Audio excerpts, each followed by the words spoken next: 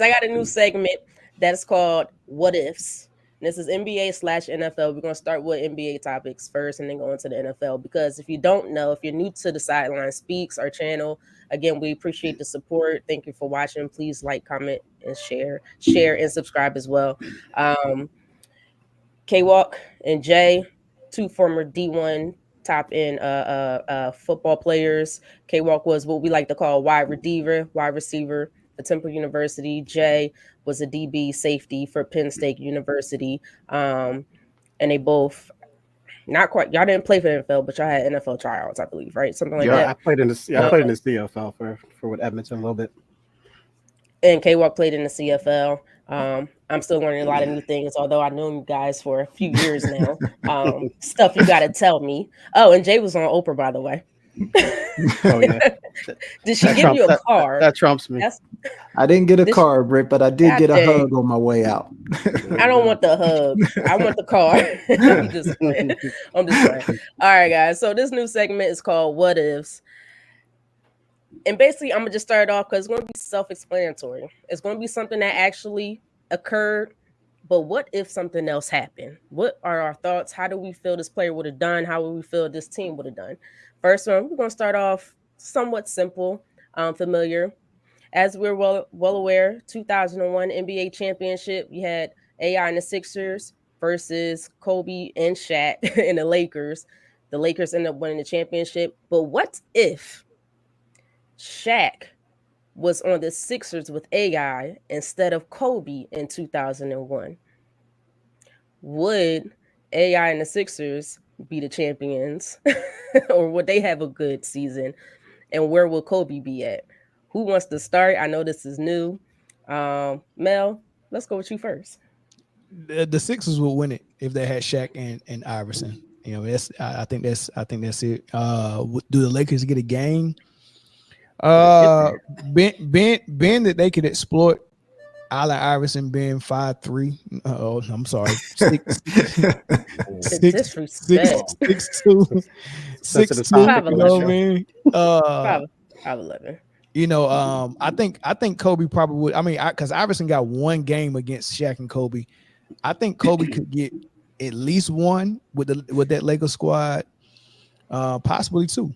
I think it would have, been a little closer than it really was the other way around, man. But because it's a mismatch for Iverson to try to guard Kobe or Eric Snow to guard Kobe. It was a mismatch for everybody. Aaron McKee couldn't guard him. Nobody could guard Kobe. So you got more shots for Kobe. Imagine him shooting as many as Iverson was, 30, 40 shots.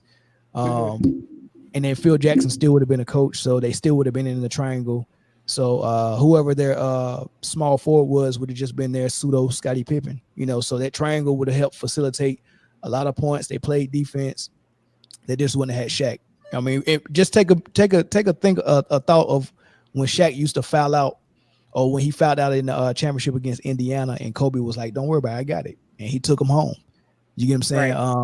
Right. Imagine Kobe being able to do that for 4 quarters. Be Kobe, be Jordan in a triangle offense with Phil, defensive oriented team, and all he needed was a competent co-star somewhere close to Pippen's level. Who was that small forward that they won with? Well, they had Ori, so Ori could have. I mean, Ori was taller Scottie Pippen with Houston, but just played a different role once he got to the Lakers. He was I catch and shoot, I play defense. But he was capable. Yeah, Rick Fox was there. He was capable of being a sidekick if he wanted to. So Lakers would have made it more interesting with Kobe alone than Iverson did alone. Yeah, I have some people in the chat saying, do the Lakers get Mutombo? Give him Mutombo. Mutombo was old. Yeah. Give him Mutombo. For me, I do think it'll be closer. I do think the series would have been a lot closer. I still think at that time, Shaq was just very dominant. Of course, your two main stars was AI and Kobe. That's what everybody was coming to see for the most part. That's who I was coming to see, I should say. But Shaq was just pure dominance versus Dikembe Mutombo. I will say I do agree. Lakers had better shooting. They had better shooting than the Sixers did. But I do think a lot of the Sixers players, if you include Shaq in that, they had good defense. And I think that was helped propel the Sixers to where as far as they got at that time as well. Because I think they had Aaron McKee with them. Mind you, that year AI was averaging 33 points per game, I believe, that entire year. And then the next best player was Aaron McKee. He only averaged about 12. So going into that series without the what if, they already had a struggle going against Kobe and Shaq. But if you switch Shaq over, I do think the Sixers will win it. And I do think it'll be closer. But Jay, what's your thoughts on this? You know what? When you first asked it, I thought it's easy, right? Shaq is going to be the difference. But then I'm looking at the Lakers roster, and Nope. yeah, I agree. You got Iverson and Shaq, right? But then after that, I mean, the Lakers are going to be a lot deeper. They had obviously Kobe and Derek Fisher, but Rick Fox, Devin George, Horace Grant, Ron Harper was on that team. Robert Horry was on that team. So when you're talking about like 4 through 8, the Lakers obviously would be able to, run more guys at them. But even with all that being said, I still think Shaq probably tips the scales. Even if you give the Lakers Mutombo, I think it gets interesting just to have a big body in there. But I don't see how you pick against Iverson and Shaq. So I'm going to take the Sixers in 6. Yeah. Okay, what's your thoughts on this? I'm just reading this comment. Yeah, I just this is funny though. I'm gonna go. I think the Sixers win it, man. I just think Shaq was the most dominant player, and at that time, and I believe he won the MVP for the NBA Finals MVP that year as well, if my memory serves me correctly. I think. Yeah, I'm kind of on board with Karan there. I think it would. Yeah, it might be, man. It really might be because if you look at the Sixers squad as well, gentleman's sweep. Then we'll call it a gentleman's sweep at best. But yeah, nothing to take away from Kobe, but I just think Shaq was the difference in that series. I mean, and throughout the playoffs, throughout the season, and that's why they got where they got, and he won the MVP finals there as well. Without Shaq, I don't think the Lakers could have done it, and to give the Sixers Shaq with AI, and they had a nice supporting cast as well. Nothing to take away from the Sixers supporting cast. I'll go Sixers. I'll go Sixers here, and just to be nice, I'll give it to in a gentleman's sweep in 5. Yeah, I think Shaq is the difference, man. Go ahead. Okay, well, AI had a great night and stole game 1. Like, you don't think Kobe could have put together a couple great nights and stole a couple games? And look, not just Kobe, Kevin. Like this comment right here, he said Glenn Rice and Robert Horry didn't generate offense. Y'all didn't see them play before they got to the Lakers. In the triangle offense, there's not one person generating offense. The offense is generating the offense. But when you send Glenn Rice in Charlotte as an all-star, and that's all they had in Charlotte, and he was generating offense and doing it well. I mean, come on. And even when he was with Miami, he was there with Brian Shaw, Billy Owens was there. They probably had Bimbo Coles, Matt Guy. Like Glenn Rice was that dude, man. Y'all just because he turned into a catch and shoot player just like Ray Allen did with Boston, you do that on the championship team. You kind of dim your light a little bit for the greater good of the team, right? But Glenn Rice was very capable if they needed to be. If they didn't have, Shaq, I'm not taking anything away from the Lakers. Like I said, they had a nice supporting cast, and when I said no disrespect to Kobe, but based on the question, you put Shaq on that Sixers team. I think they win that series. I just can't see it. I do too. I agree, but Kobe and Phil and that triangle offense, they get in 2 games. I'll give him one. I wouldn't be surprised if they get 2. I'll give him one. I don't see it happening. I'll give him one. All right, guys, let's move on to the next one. This is a lot more. This is good. This is going good. I like this. All right, new segment going good so far. Next one. So I told y'all to pay attention to the 1988 Clippers.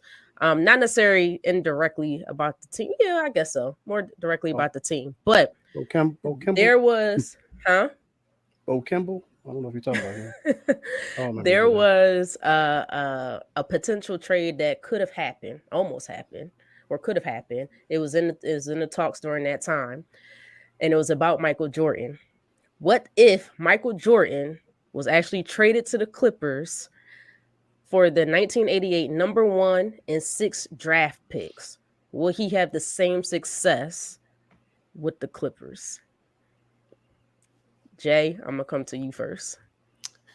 Man, that's a great question. I want to believe that Mike still would have won some.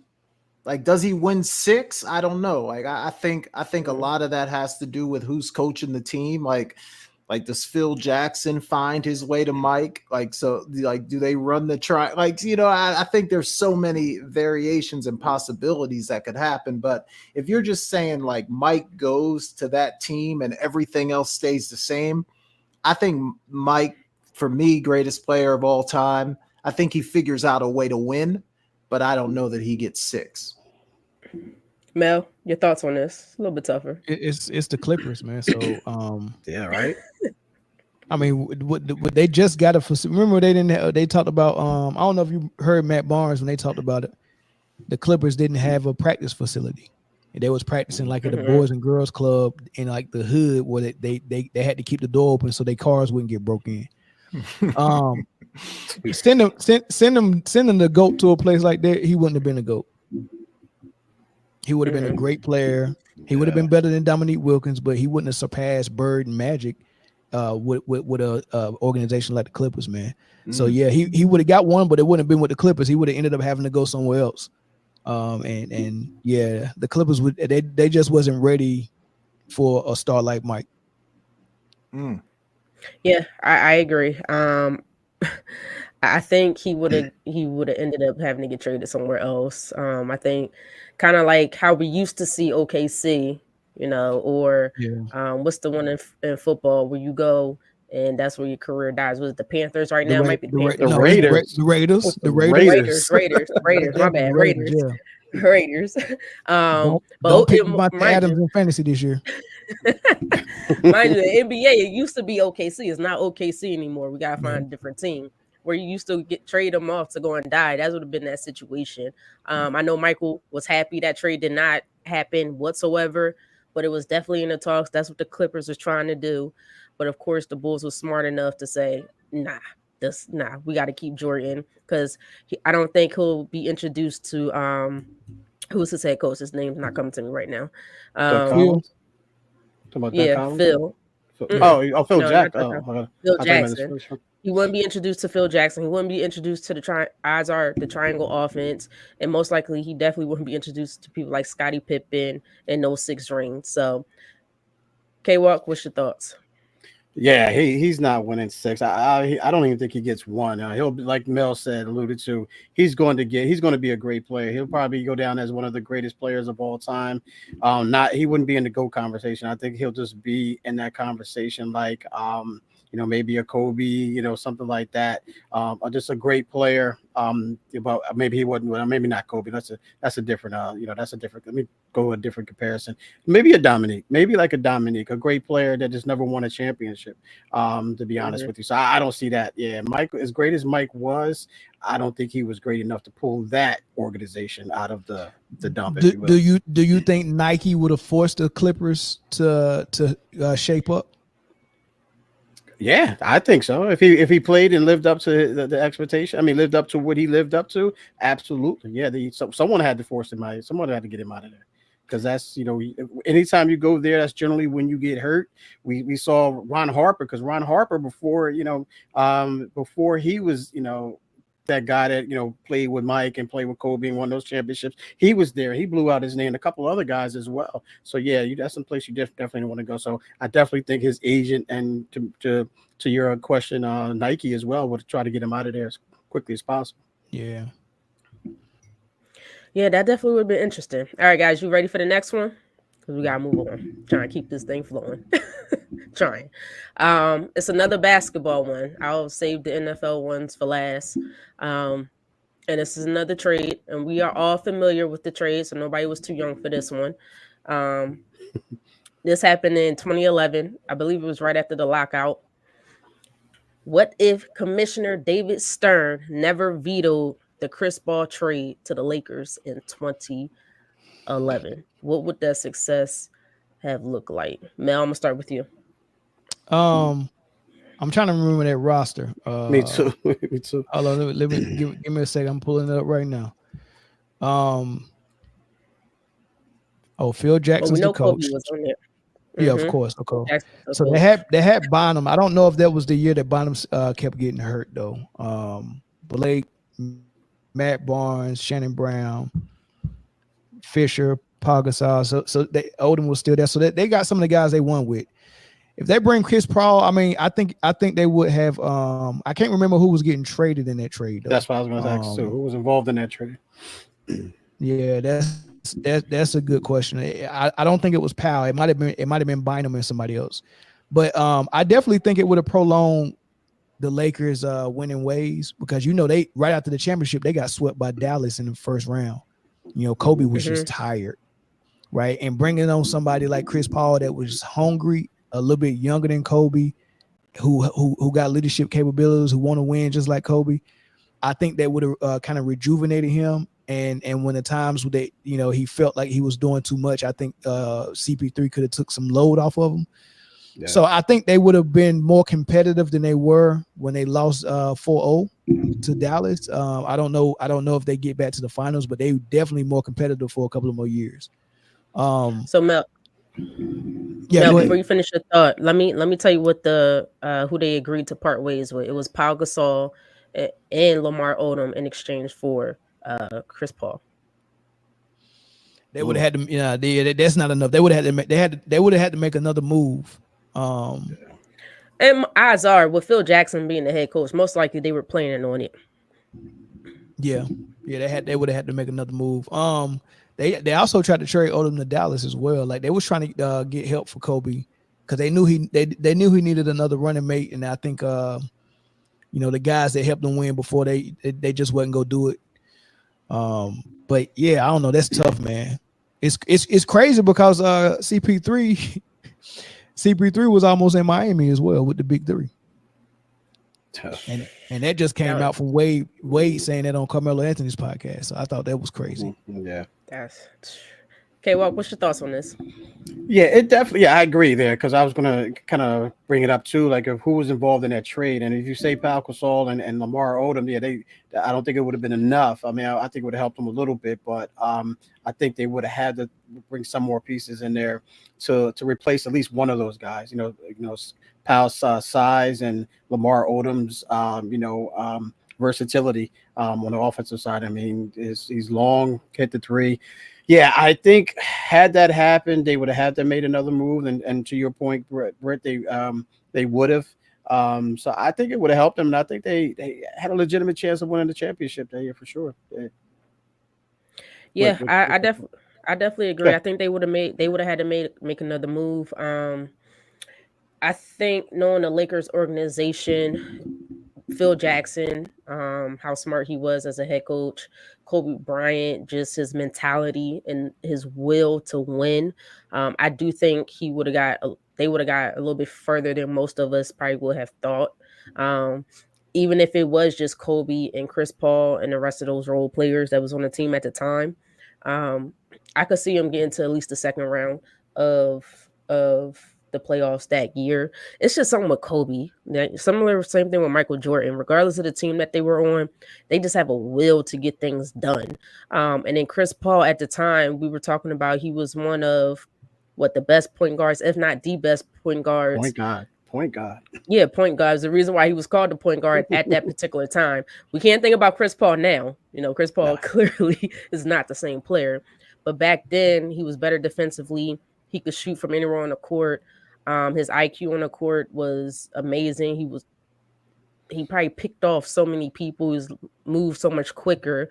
And I agree with Mel. He would have gave Kobe a breather when he didn't have to. Kobe wouldn't have to have done so much. And I think at that time he had a similar mentality, not quite like Kobe, but to play hard, and he had the will to win as well. But Jay, what's your thoughts on this? Yeah, I mean, y'all correct me if I'm wrong here, but I feel like at the time of the trade, like when they were talking about it happening, it was almost like there was a reason Stern didn't want it to go through, because it seemed like a lot of people thought, oh, this is going to give the Lakers such an unfair advantage. And I could be wrong about that, but at least that's kind of how I remember it. So Jay, when you finish, I'll tell you what I think it was when you finish. Okay. So I don't know. I think I agree. I think it would have made them better, but without adding another piece, I don't know if it would have made them good enough to win a championship. But a Kobe and a Chris Paul in your prime, that's a pretty darn good foundation to start from. And if they could have added another piece, then I think you're looking at a real contender at that point. Yeah. So this was what was going on. That was the year AD was coming out. AD was in college that year, right? Everybody knew he was going to be the number one pick, right? So this what was going on with New Orleans. They didn't have an owner, so the NBA owned the team, right? That's why David Stern was involved. So David Stern had two roles in it. When a trade comes through, the team owner has to approve it, and then the commissioner has to approve it. So David Stern was both. He was the owner and the commissioner. He didn't approve it as, I guess he didn't approve it as the owner because he was trying to sell it as the commissioner, which is weird, right? And they had already had in principle a deal with the owner of the New Orleans Saints. He had already agreed to buy it, but he bought it. Imagine if you're an owner and you're buying a team with a superstar like Chris Paul that okay, I'm gonna sell some playoff tickets because we're going to the playoffs, and I got a superstar so I can sell some tickets. Imagine if the NBA traded your superstar and then tried to sell you a team that was going to be a non-playoff team with no superstar. You can't even sell tickets. Yeah, no, that makes sense. They vetoed it for that reason. But I guess they had a bright idea and was like, oh, we can just give him AD. We can give him the number one pick and he'll still buy it. So the next trade, they went on and approved it. That's how CP got to the Clippers. He went from one LA team, got disapproved but they approved the Clippers. That was the afterthought, like, oh man, we just rigged the lottery and give him AD, which was weird. And the footage don't exist no more. But I watched it live when they did the draft lottery. The new owner was there with the paperwork, but he signed it after he got the number one pick, and then he signed it on national TV being the owner. So I'm like, man, it was almost like they was like, look, we're gonna make sure you get the number one pick.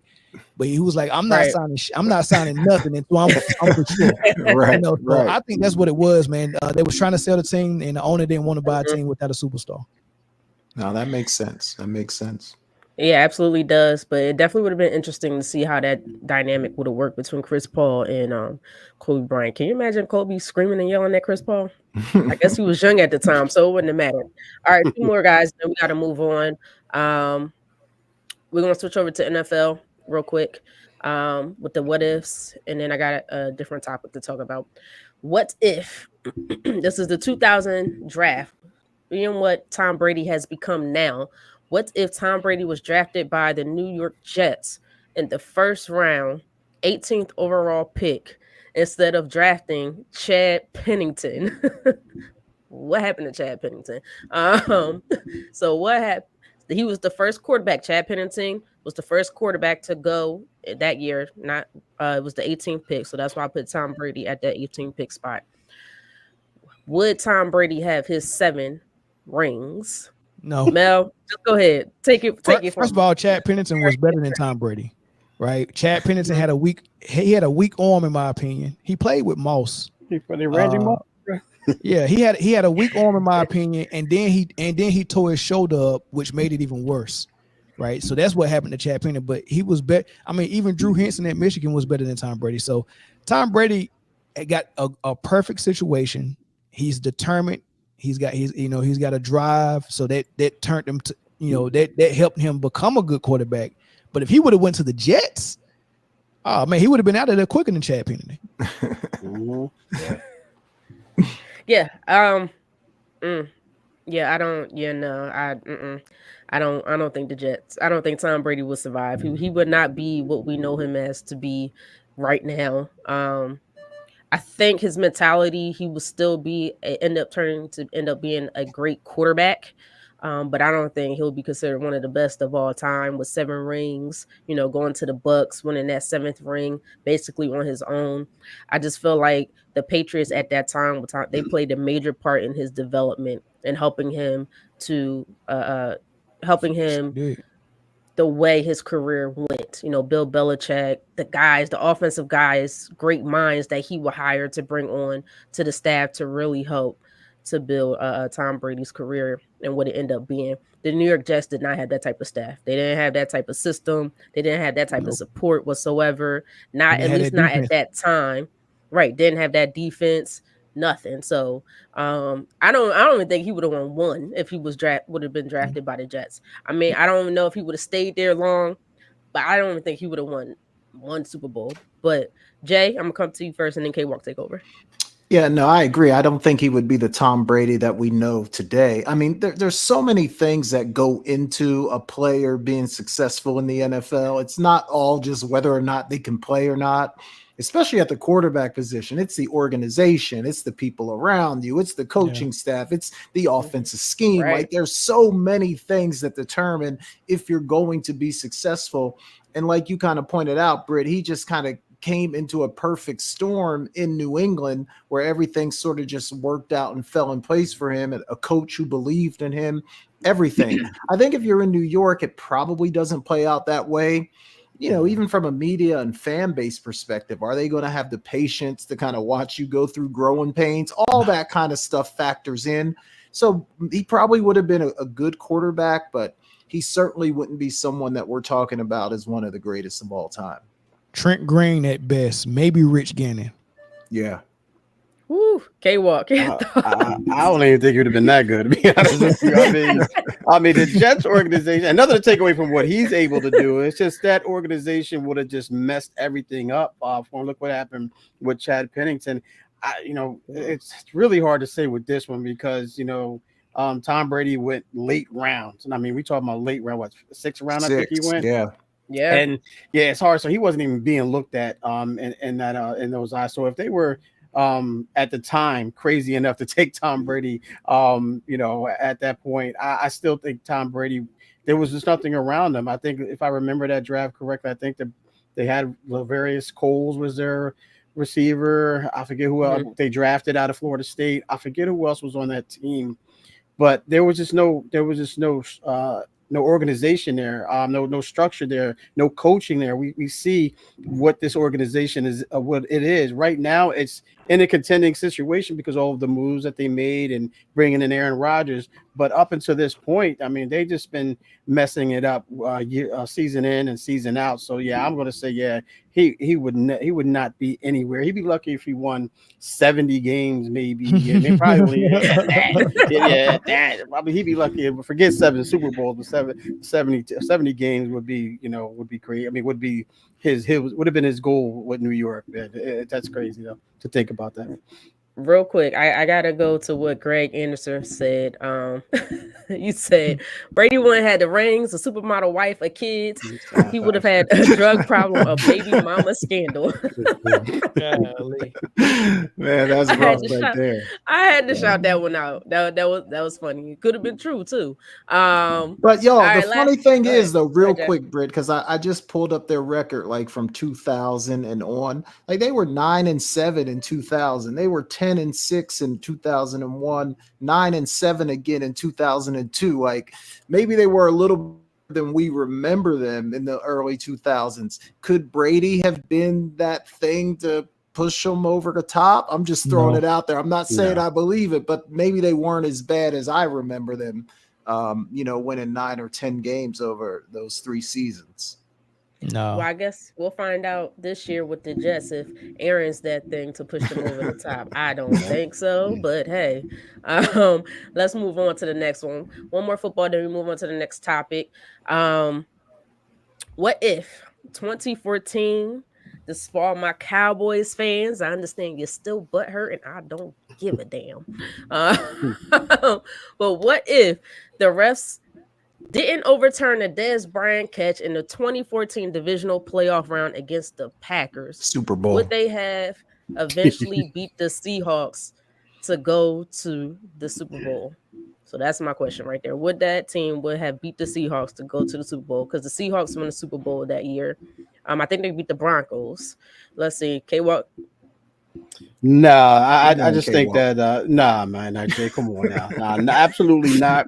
With that defense, that Legion of Boom, man, and Marshawn Lynch, running that, toting that rock, man. I just think they had the perfect combination to win the Super Bowl. They had a great defense and they had a really good running game, and that's complementary to to success no matter what team you are. So today that would have been a catch. But if they would overturn that, I still don't think they win. They lose the next game, or whenever they match up to. Did they play? They played Seattle. They would have played Seattle the week after. Is that correct? I think Right. so. Yeah. That No would have matter been when the- they played them, yeah. it don't even matter when they Right. played them. Yeah, they would have got beaten in that game for sure. I just think that when you had Chancellor and those guys, Richard Sherman, they were just too physical for those pretty boys in Dallas. So I'm going to say they wouldn't have won anyway. They wouldn't have got farther than that. Mel, what's your thoughts? I agree. That defense was too special, man. That was on a mission that year. I don't think anybody that saw them in the Super Bowl was go have anything for them, man. So yeah, that defense was just too special, man. Cowboys would have went home after that. But I mean, it's still jacked up, man, because it was a catch. Is that a Dallas Was fan? it? Smell? Is that a Dallas fan of Cincinnati? It was a catch. Are you a Dallas What? fan? No, we know? Mm-mm. Oh. Okay. So Jay Wow. claims to be a Dallas fan, but as we know, Jay switches up every year. Did you choose to be a Dallas fan this year, Jay? Or are you I not haven't. sure yet? I'll make an announcement in August, Britt. I'm still working it out. But no, I mean, as much as I want to say they might have got to the Super Bowl, I think you guys are right. That Seattle team, I mean, they were just ridiculous that year. Yeah, when you're going to play defense like that, but then also, like K-Walk pointed out, to be able to run the ball with Marshawn Lynch, I mean, they would have just been really hard to beat. So as much as I'd like to say, hey, that maybe that would have been the year that Dallas actually got it done, I don't think it would have happened. Yeah, same thing for me. I think I would have been mad as heck. I'm not gonna lie to you if that was counted as a catch because they was on their way of scoring. But yeah, I think that Seahawks team at that time, they was just too great. Jay, you mentioned it. No one was stopping Marshawn Lynch at that time. He was just a bulldozer coming, and he could move as a bulldozer. Although I'm not a huge fan of Richard Sherman. Richard Sherman played well. Earl Thomas was playing great. Oh yeah, Earl Thomas. Yep. Was Cam- Wagner Yep. on the team then? Yeah. Mhm. Cam Yeah, Wagner Chancellor. was on the team then. It was a reason why they Yeah, were they had a called squad. Cam Chandler. It's a reason why they was called the Legion of Boom. Like that Mhm. defense was something different, was something special. And then Pete Carroll, I thought was really coaching at the top of his just at the top. He was an excellent top. I couldn't finish the line. He was an excellent coach at that particular time. He's not even a coach right now. I just realized that. I think he's part of their organization, but he's no longer their coach. But yeah, and Tony Romo, come on, let's be real. He would have choked eventually. I think that was Tony Romo at the time. Let's be real. Like he would have choked. I actually like him better than I like Des Bryant. I'm sorry, not Des Bryant. Dak Prescott. I'm saying it. Yes, I am. I don't care. But they both choke artists. It is what it is. And they would have faltered just like they always do every single year. You do what the Cowboys do, and that's choke. Sorry, Jay. You better switch your team up. All right, guys. Britt, this just end this year's Cowboys year. Just let you know that. This just in. Cowboys. This is the Cowboys year. Every year. To not make the playoffs. Every year. I got Right? you. Every year. K-Walk, you know I can't give him that one. All right.